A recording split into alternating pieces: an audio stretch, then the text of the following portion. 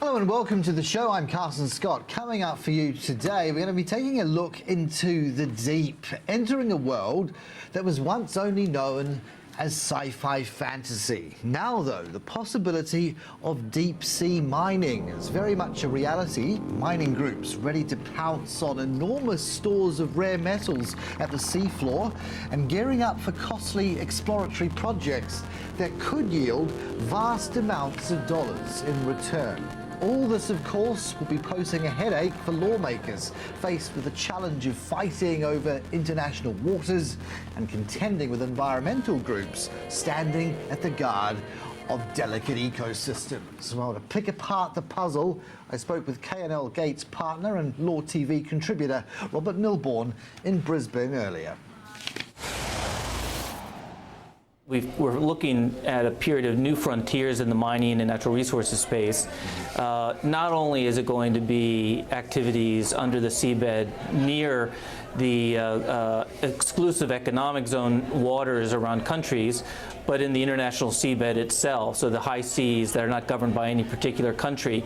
And we're finding incredible amounts of resources. So when you think about the fact that more than 2/3 of the Earth is covered by water, it just goes, logic will tell you that there's going to be good deposits that are open for exploitation in these areas. Over the last decade, 2 decades, last century, we've been exploiting the best resources on land, and we've been going deeper and deeper underground. Now there's an economic argument for going into the underwater sphere of mining, and we've had projects already begin to get commissioned or on their way to being commissioned in Papua New Guinea, and there's a whole series of projects that are likely to begin over the next several years in the International Seabed Authority waters. It's extraordinary to think as well, first mover advantage in Australia quietly is making some kind of strides. You touch on the PNG connection. Who's involved, and at what stage are they at on that road to recovery? Yeah, well, there's a publicly listed ASX and Toronto Exchange listed company called Nautilus that has a mining lease within the exclusive economic zone of PNG. The project called Solwara 1 is now getting close to operations. They're wrapping up, or they're in the process of finalizing the commissioning of their sea vessel. That project is looking at these polymetallic nodules, these nodules that come out of the vents of the seafloor along the kind of the volcanic rifts between the plates. And over millions of years, these nodules will rise up, and you'll have smokers that can have 3,000–4,000 tons of polymetals deposits, copper, gold, and other deposits of high value. So inevitably, you kind of can talk about exclusive economic zones, and they take you so far out from a country's border, nominal borders, physical borders at least, and then you hit international waters. So what's the governance like? Who owns what, where, and by what extent? Well, that's really what I think is particularly interesting. As you know, I'm a mining and natural resources lawyer, and I do a lot of work internationally. And if you think of the most exciting area to look at, it's where there is not one country that governs, but it's an international governance organization. So there is this UN Convention on the Law of the Sea, which is called UNCLOS for short. And UNCLOS has set up something called the International Seabed Authority, based in Jamaica. And the International Seabed Authority is now putting together its final rules for exploitation of deposits in the international sea waters. And they're also putting together a payment mechanism that would then go to the members of the ISA and the United Nations Commission on the Law of the Sea to take advantage of the commercialization of these deposits. So over the next several years, we're going to find the finalization of these regulations and then the economic commercialization of deposits. So there's another company here in Brisbane, as a matter of fact, that is likely going to be developing a major project in the International Seabed Authority waters. And there are many others that are looking. They'd have to get state sponsorship. So some of these companies are actually state-owned enterprises, and others are private companies that are associating with members of the ISA to to seek sponsorship and then be able to put forward their applications for tenure over the areas. These are massive areas, Carson. The project areas are typically 75,000 square hectares of land or water equivalent areas. So in landmass terms, is that, I mean, if you were to look at the Pilbara as kind of a zone that's bigger than Germany, for instance, any sense of a relativity to that? Oh, look, they're incredibly large areas, and I can't give it a comparison to Australian land masses, but you know, what is interesting on the projects that I'm looking at the moment is it's almost an endless amount of this product, this deposit, which is like a golf ball, made up of manganese, copper, and nickel, and a few other less valuable commodities. Now, these golf balls go over hundreds of thousands of square kilometers. So as you suction them up from the deep seabed, you can then put it to a vessel and then take it for processing, say, in China. And you can do so much more economically than you would if you were to develop 3 mines of nickel, copper, and manganese, and all the related infrastructure from shipping, from rail and port obligations, for power, and the rehabilitation.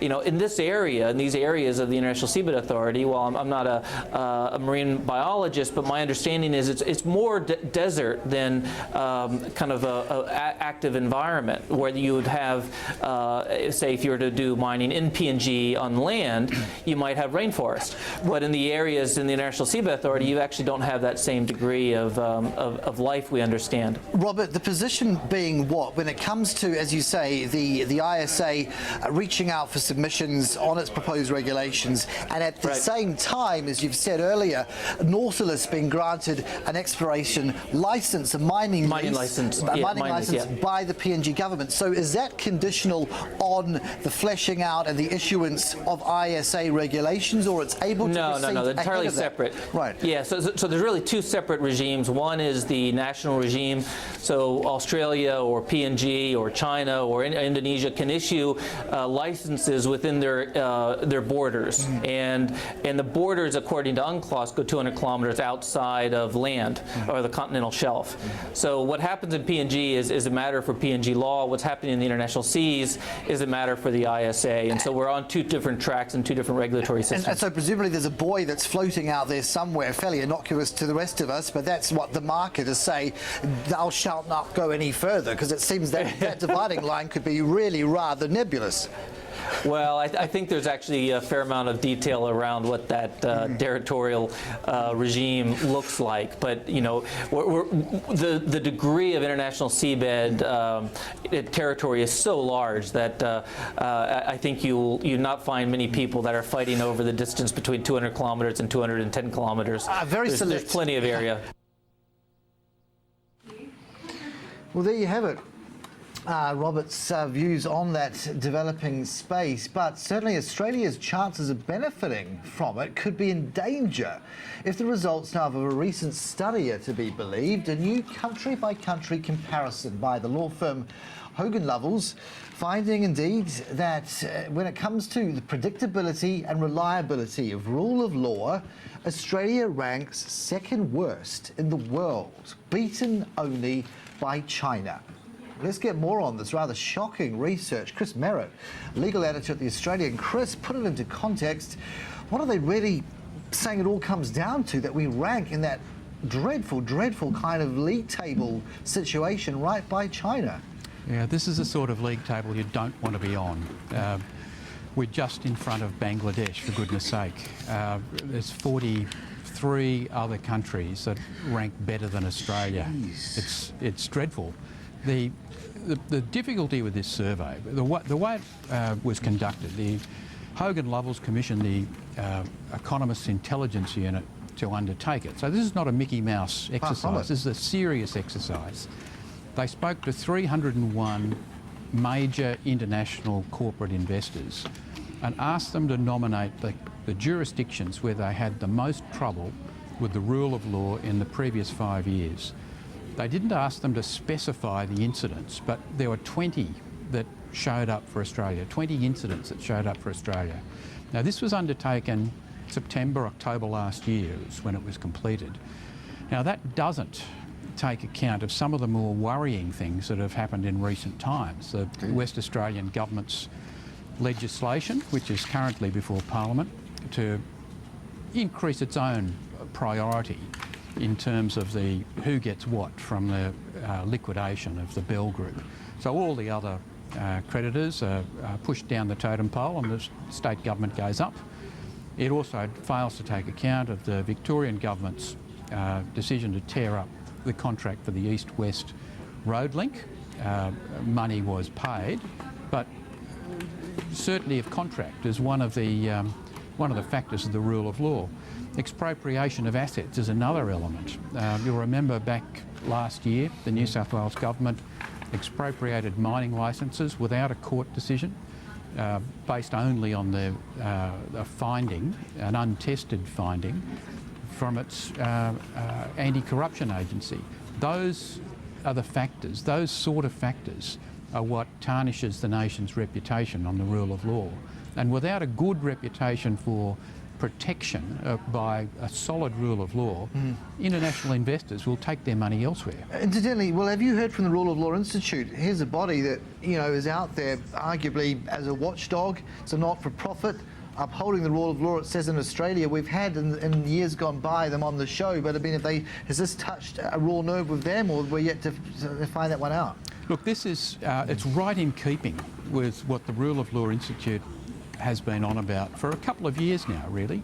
They've been pointing to growing incidents, growing concern about exactly this sort of thing. Wow. And they're clearly not alone. We've got international companies, each with revenue of more than $1 billion, pointing to problems with the rule of law in Australia.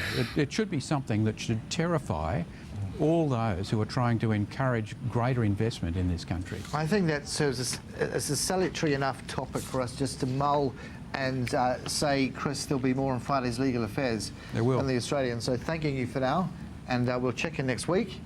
But that is really where we're at for the show today. Look forward to your company in another 7 days.